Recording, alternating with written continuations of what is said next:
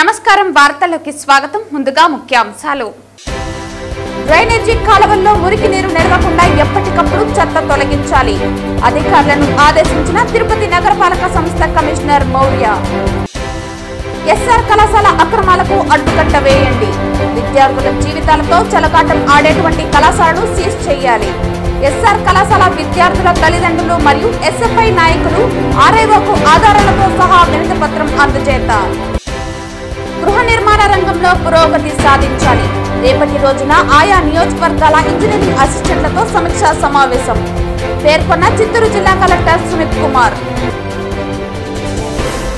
వార్తల్లోని వివరాలు. డ్రైనేజీ కాలువల్లో మురికి నీరు నిలవకుండా ఎప్పటికప్పుడు చెత్త తొలగించాలని తిరుపతి నగరపాలక సంస్థ కమిషనర్ మౌర్య అధికారులను ఆదేశించారు. బుధవారం ఉదయం 31వ వార్డులోని బొమ్మకుంట తదితర ప్రాంతాల్లో కార్పొరేటర్ రేవతి అధికారులతో కలిసి పారిశుద్ధ్య పనులను ఆమె పరిశీలించారు. బుధవారం ఉదయం 31వ వార్డులోని బొమ్మకుంట తదితర ప్రాంతాల్లో కార్పొరేటర్ రేవతి అధికారులతో కలిసి పారిశుద్ధ్య పనులను పరిశీలించారు. డ్రైనేజీ కాలువల్లో మురికి నీరు నిల్వ ఉండటం వలన దోమలు వ్యాపిస్తున్నాయని ఫిర్యాదులు వస్తున్నాయని అన్నారు. నీరు నిల్వ లేకుండా చర్యలు చేపట్టి దోమలు వృద్ధి చెందకుండా మందులు పిచికారీ చేయాలని అధికారులను ఆదేశించారు. బొమ్మగుంటలో పారిశుద్ధ్య పనులు మరింత మెరుగ్గా చేపట్టి తాగునీరు సరైన సమయంలో పంపిణీ చేయాలని అన్నారు. కమిషనర్ వెంట 31వ ward superintendent engineer Shyam Sundar, municipal engineer Gomathi, health officer doctor Yuva Anvesh, revenue officer Sethu Madhav తదితర అధికారులు పాల్గొన్నారు. తిరుపతి నగరపాలక సంస్థ పరిధిలోని ఖాళీగా ఉన్న దుకాణాలకు కమిషనర్ మౌర్య సమక్షంలో బుధవారం బహిరంగ వేలంపాట ప్రశాంతంగా నిర్వహించారు.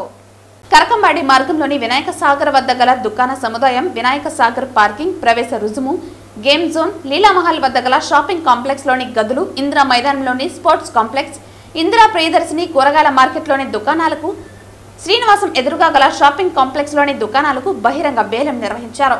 కాగా వినాయక సాగర్ పార్కింగ్, ప్రవేశ రుజుము, గేమ్ జోన్ వేలం వాయిదా పడింది. ఇందిరా ప్రియదర్శిని కూరగాయల మార్కెట్లోని దుకాణాలకు, శ్రీనివాసం ఎదురుగా గల షాపింగ్ కాంప్లెక్స్ లోని దుకాణాలకు, వైకుంఠపురం మార్కెట్ గలనందు దుకాణాలకు నిర్వహించిన వేలంలో ఎవ్వరూ పాల్గొనలేదు. ఈ బహిరంగ వేలం డిప్యూటీ కమిషనర్ అమరయ్య, రెవెన్యూ అధికారులు సేతు మాధవ్, రవి, ఆర్ఐలు తదితరులు పాల్గొన్నారు. గృహ నిర్మాణ రంగంలో పురోగతి సాధించాలని చిత్తూరు జిల్లా కలెక్టర్ సుమిత్ కుమార్ సంబంధిత అధికారులను ఆదేశించారు. బుధవారం స్థానిక కలెక్టరేట్లోని సమావేశ మందిరంలో పూతలపట్టు, జీడి నెల్లూరు, చిత్తూరు అర్బన్ నియోజకవర్గాల ఎన్టీఆర్ గృహ నిర్మాణాల పనులపై సమీక్షా సమావేశం నిర్వహించారు. ఈ కార్యక్రమంలో హౌసింగ్ పీడీ ఇన్ఛార్జి సుబ్రహ్మణ్యం, డిఈలు, ఏఈలు తదితరులు పాల్గొన్నారు. ఈ సందర్భంగా జిల్లా కలెక్టర్ మాట్లాడుతూ జిల్లాలో నిరుపేదలకు ఇళ్ల నిర్మాణం కోసం ప్రణాళికలో పేర్కొన్న లక్ష్యాలను సాధించడంలో అధికారులు నిబద్ధతతో కృషి చేయాలని తెలిపారు. నియోజకవర్గాలలో క్షేత్రస్థాయిలో హౌసింగ్ డిఈలు, ఇంజనీరింగ్ అసిస్టెంట్లు, గృహ నిర్మాణ అధికారులు క్రమం తప్పకుండా స్థల సందర్శనలు నిర్వహించి నిర్మాణ ప్రక్రియను వేగవంతం చేయడానికి అదనపు ప్రయత్నాలు చేయాలని ఆదేశించారు. జిల్లా అంతటా మొత్తం 73,098 ఇళ్లు మంజూరు చేయడం జరిగిందని, వీటిలో 52,880 ఇళ్లు పూర్తి చేయడం జరిగిందని, 20,218, 22,756 ఇళ్లు నిర్మాణం పూర్తి కావాల్సి ఉందని తెలిపారు. మిగిలిన ఇళ్లు త్వరితగతిన పూర్తి కావాల్సి ఉందని సంబంధిత అధికారులు లబ్ధిదారులతో చర్చించి వారి ఇళ్ల నిర్మాణం పూర్తి చేయడంలో ఏవైనా సందేహాలు ఉంటే వాటిని పరిష్కరించాలని కలెక్టర్ ఆదేశించారు. నిర్మాణం జరుగుతున్న నివాస ప్రాంతాలలో మౌలిక సదుపాయాల అభివృద్ధికి ప్రాధాన్యత ఇవ్వడానికి ఇతర విభాగాలలోని వారితో సహచరులతో కలిసి పనిచేయాలని కలెక్టర్ గృహ నిర్మాణ శాఖ అధికారులను ఆదేశించారు. రేపటి రోజున కలెక్టరేట్లోని సమావేశ మందిరంలో ఉదయం 11 గంటల నుండి సాయంత్రం 4 గంటల వరకు జిల్లాలోని అన్ని నియోజకవర్గాల హౌసింగ్ ఇంజనీరింగ్ అసిస్టెంట్లతో, హౌసింగ్ అధికారులతో, పంచాయతీ శాఖ అధికారులతో ప్రత్యేక సమీక్షా సమావేశం నిర్వహించడం జరుగుతుందని అన్నారు. ఈ కార్యక్రమంలో ఆయా నియోజకవర్గాల హౌసింగ్ అధికారులు తదితరులు పాల్గొన్నారు. శ్రీనివాసపురంలో ఉన్న ఎస్ఆర్ కళాశాల అక్రమాలకు అడ్డు అదుపు లేకుండా విద్యార్థుల తల్లిదండ్రులను బహిరంగంగానే మోసం చేస్తున్న కళాశాలను సీజ్ చేయాలని తల్లిదండ్రులు మరియు ఎస్ఎఫ్ఐ నాయకులు కలిసి ఆర్ఐఓ రాజశేఖర్ రెడ్డికి వినతి పత్రం ఇచ్చారు. కళాశాలలో చేర్చుకునే ముందు మెరిట్ 500 మార్కుల నుంచి 600 లోపు వచ్చిన విద్యార్థులకు ప్యాకేజీ పేరుతో చేర్చుకుని సబ్సిడీ అని చెప్పి 50,000 ఫీజు మాత్రమే అని, ఫీజు కడితే సరిపోతుందని చెప్పి చేర్చుకుని అదనంగా 20,000 కట్టించుకుని మొత్తం 70,000 కట్టి మోసపోయామని తల్లిదండ్రులు వాపోయారు. ఇప్పుడు మాకు సెకండ్ ఇయర్ టీసీ ఇవ్వాలని గత 2 నెలల నుంచి మేము తిరుగుతున్నా సబ్సిడీ డబ్బు మొత్తం మరో అదనంగా 50 నుండి 70,000 కడితేనే టీసీ ఇస్తామని చెప్పి మోసం చేస్తున్నారని ఆవేదన వ్యక్తం చేశారు. ఎస్ఎఫ్ఐ జిల్లా అధ్యక్షులు అక్బర్, కార్యదర్శి రవి, నగర కార్యదర్శి తేజాలు తల్లిదండ్రులకు మద్దతు పలికి మాట్లాడారు. ఎస్ఆర్ జూనియర్ కళాశాల యాజమాన్యంపై క్రిమినల్ కేసులు పెట్టాలని, విద్యార్థుల నుంచి అక్రమంగా వసూలు చేసిన ఫీజులను తల్లిదండ్రులకు వెనక్కి ఇప్పించాలని డిమాండ్ చేశారు. తిరుపతి నగరంలో విద్యా సంస్థలలో విద్య అందిస్తామని సేవా పేరుతో వ్యాపార కేంద్రాలుగా మారుతున్నాయని వారు విమర్శలు చేశారు. ఆర్ఐఓ స్పందించి మాట్లాడుతూ తానే స్వయంగా 10 మందికి మాట్లాడి టీసీలు ఎలాంటి ఫీజు కట్టించుకోకుండా మాట్లాడాలని నోటీసు ఇవ్వడం జరిగిందని, తన చేతిలో సీజ్ చేసే అధికారం లేదని, ఆ కళాశాలపై రిపోర్ట్ రాసి బోర్డుకు పంపుతామని హామీ ఇచ్చారు. ఈ కార్యక్రమంలో ఎన్ఎస్యు రాష్ట్ర కార్యదర్శి మల్లికార్జున పాల్గొని మద్దతు ఇచ్చారు. ఈరోజు గుర్తించి 590, 580 మార్కులు వచ్చిన వాళ్ళందరినీ గుర్తించి మీకు స్పెషల్ ప్యాకేజ్ అని చెప్పేసి ఈరోజు విద్యార్థి తల్లిదండ్రులు మోసం చేస్తూ ఈరోజు 70,000 రూపాయలని 50,000 ఫీజు కడితే మేము ఈరోజు చేర్చుకుంటామని చెప్పేసి 50,000 అని చెప్పేసి 70,000 రూపాయలని వసూలు చేసుకొని ఈరోజు సెకండ్ ఇయర్ టీసీ వాళ్ళ ఇష్టం లేకుంటే విద్యార్థులు వేరే చోట మేము చేస్తామంటే ఈరోజు తల్లిదండ్రులు వచ్చి అడిగితే మాత్రం ఈరోజు ఎస్ఆర్ కాలేజ్ యాజమాన్యం ఏమాత్రం లెక్క చేయకుండా ఈరోజు దాదాపుగా 1,40,000 రూపాయల ఫీజు అని చెప్పి మాట మార్చి మిగతా 70,000, 50,000 రూపాయల ఫీజు కడితేనే ఈరోజు మేము టీసీ ఇస్తామని చెప్పేసి కరాఖండిగా చెప్తున్నారు.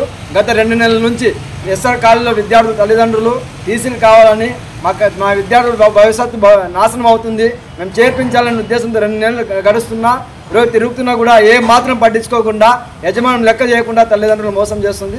ఇదే విషయం పైన ఈరోజు ఎస్ఎఫ్ఐగా ఆర్ఐఓ గారికి కలిసి వినతి పత్రం ఇవ్వడం జరిగింది.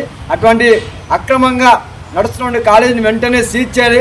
అటువంటి ఆ విద్యార్థులు, వేలాది మంది విద్యార్థులని జీవితాలతో చెలగట్టుపడుతున్న ఎస్ఆర్ కాలేజ్ యజమానిపై క్రిమినల్ కేసులు పెట్టాలని ఎస్ఎఫ్ఐగా డిమాండ్ చేస్తున్నాము. లేని పక్షంలో అన్ని తల్లిదండ్రులు, విద్యార్థులు అందరూ కలిసి కాలేజీ పైన, కాలేజీ ముందు, కలెక్టర్ ఆఫీస్ ముందు పెద్ద ఎత్తున దిష్టి బొమ్మ దగ్ధం చేయడానికి కూడా వెనకాలమని చెప్పేసి తెలియజేస్తున్నాము. తక్షణమే విద్యార్థులకి టీసీలు ఇవ్వాలి. వెంటనే అక్రమంగా ఫీజులు వసూలు చేస్తున్న కాలేజీ పైన ఈరోజు విచారణ జరిపించి ఆ కాలేజీని మూసివేయాలని చెప్పేసి ఎస్ఎఫ్ఐగా డిమాండ్ చేస్తున్నాం. తిరుపతి జిల్లా ఎస్పీ హర్షవర్ధన్ రాజు ఆదేశాలతో పుత్తూరు పోలీసులు అంతరాష్ట్ర దొంగల ముఠాను అరెస్టు చేసి సుమారు 20,40,000 రికవరీ చేశారు.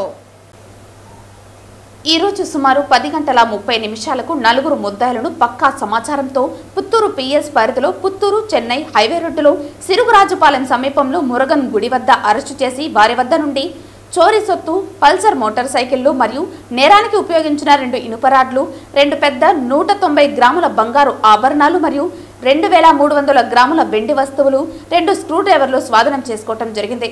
మొత్తం సుమారు 20,40,000 విలువ గల చోరీ సొత్తును రికవరీ చేయడం జరిగిందని తెలిపారు.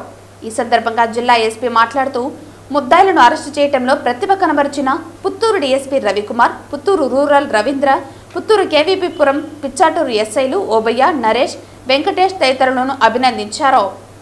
ఈరోజు తిరుపతి జిల్లాలో మళ్ళీ ఒక ఇంటర్ డిస్ట్రిక్ట్ ఒక హెచ్బి అఫెండర్స్ గ్యాంగ్ని ఈరోజు పట్టుకోవడం జరిగింది నిన్న. సో దానికి సంబంధించి మనం వివరాలు చూసినట్లయితే దీంట్లో ప్రధానంగా కోవిల్ మనీ అని చెప్పి ఇతను నమక్కల్ డిస్ట్రిక్ట్, తమిళనాడు. సో ఈ గ్యాంగ్కి ఇతనే ప్రధానమైనటువంటి లీడరు. సో ఇతనితో పాటు సురేష్, తర్వాత కుమార్, దెన్ మణికంఠ, ఈ 4 వ్యక్తులు కలిసి మనకు రీసెంట్గా నెల్లూరు డిస్ట్రిక్ట్లో వేదాయపాలెంలో ఒక మేజర్ అఫెన్స్ చేయడం జరిగింది. సో అఫెన్స్ చేసిన తర్వాత మన దగ్గర కూడా కొన్ని అఫెన్సెస్లో వీళ్ళు పార్టిసిపేట్ చేశారన్న మనకు ఒక అనుమానం.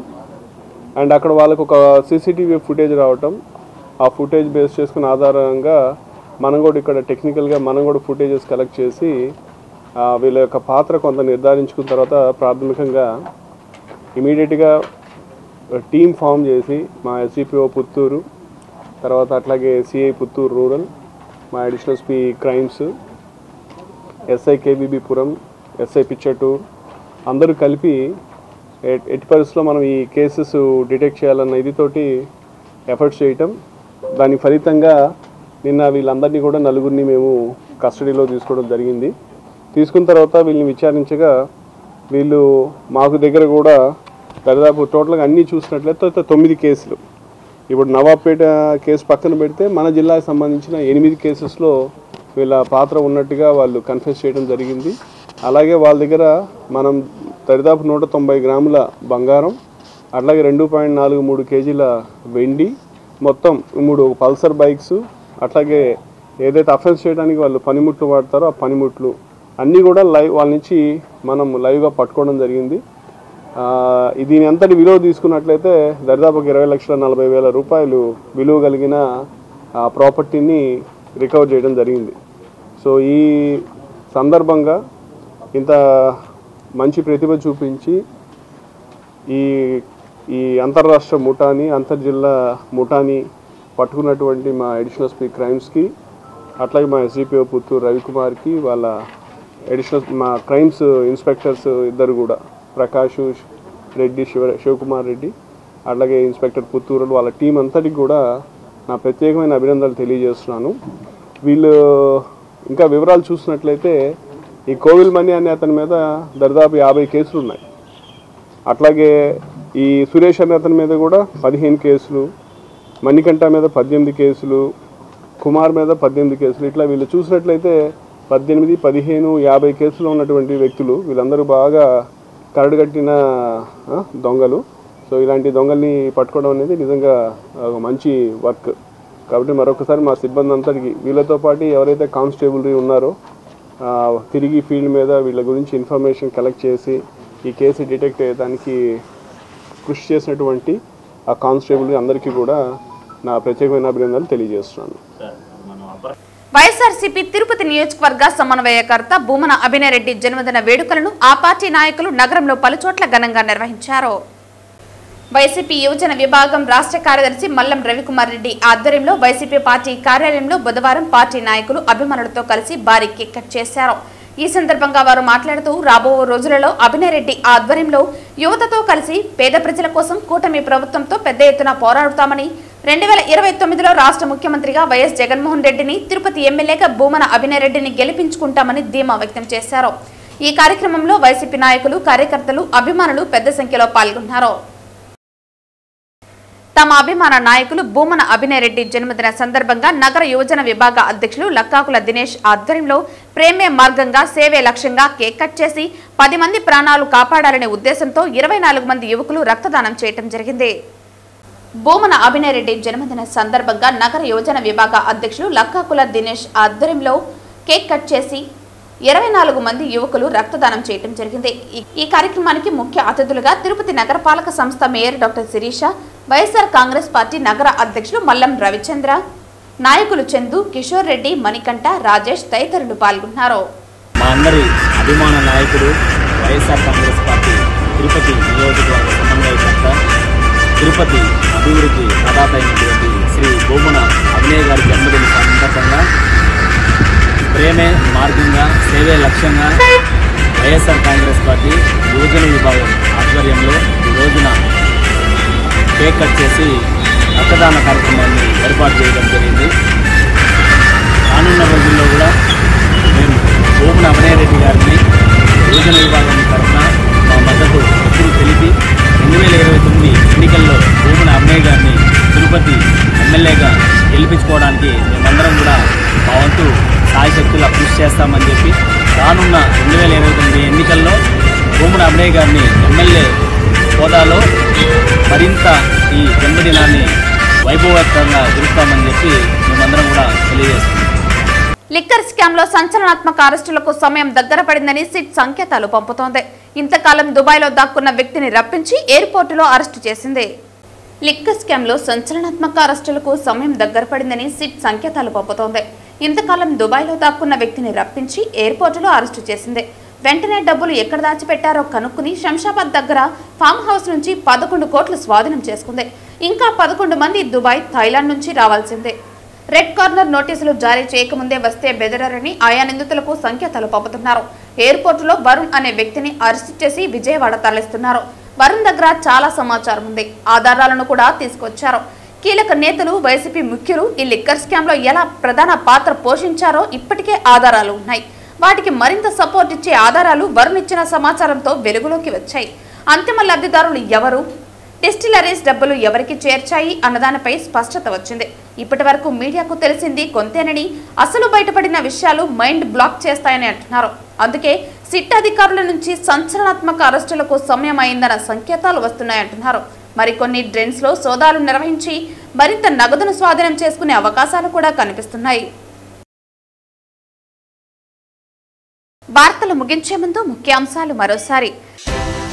డ్రైనేజీ కాలువల్లో మురికి నీరు నిలవకుండా ఎప్పటికప్పుడు చెత్త తొలగించాలి. అధికారులను ఆదేశించిన తిరుపతి నగరపాలక సంస్థ కమిషనర్ మౌర్య. ఎస్ఆర్ కళాశాల అక్రమాలకు అడ్డుకట్ట వేయండి. విద్యార్థుల జీవితాలతో చెలగాటం ఆడేటువంటి కళాశాలను సీజ్ చేయాలి. ఎస్ఆర్ కళాశాల విద్యార్థుల తల్లిదండ్రులు మరియు ఎస్ఎఫ్ఐ నాయకులు ఆర్ఐఓకు ఆధారాలతో సహా వినతి పత్రం అందజేత.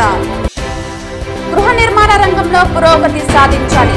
రేపటి రోజున ఆయా నియోజకవర్గాల ఇంజనీరింగ్ అసిస్టెంట్లతో సమీక్షా సమావేశం పేర్కొన్న చిత్తూరు జిల్లా కలెక్టర్ సుమిత్ కుమార్. ఈ వార్తలు ఇంతటితో సమాప్తం. తిరిగి వార్తల్లో మళ్ళీ కలుద్దాం. అంతవరకు సెలవు. నమస్కారం.